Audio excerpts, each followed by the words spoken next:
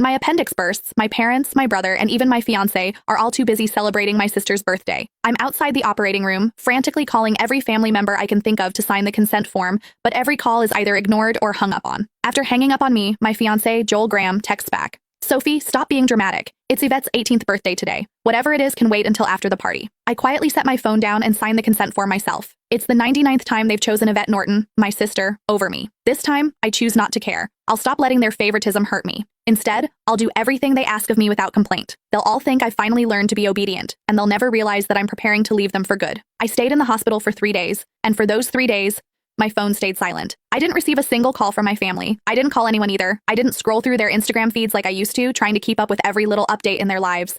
Instead, I just quietly rested in my hospital bed and dragged my weak body around for checkups and payments. Even on the day I was discharged, I didn't tell a soul.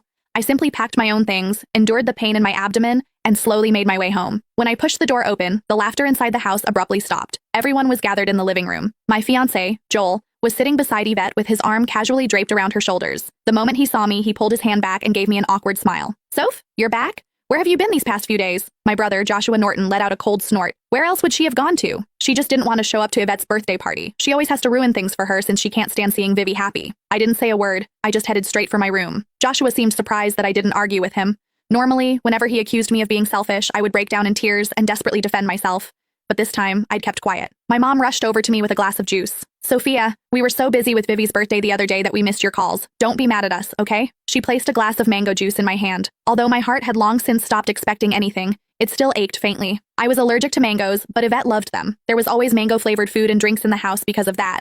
But no matter how many times I reminded them, no one ever remembered that I couldn't have mangoes. I handed the glass back to Mom and quietly stepped back. I'm not mad, I'll just go to my room. Just as I turned around, a loud noise came from the living room. Dad abruptly stood up and slammed his hand on the table. He screamed, "Why have you been walking around with that sour face ever since you came in? Your mother already apologized and even gave you your favorite drink? What's with that attitude? It looks like we've spoiled you too much." My heart twisted, and even breathing hurt. Tears blurred my vision, but I still lifted the glass from Mom's hand and drank it all in one go. I then gently set the empty glass down and wiped away my tears. I calmly looked at Dad. Yvette's the one who likes mangoes. I'm allergic to them, but it doesn't matter. I already drank it all. Can I go to my room now? Sophia, why didn't you say something earlier if you were allergic to it?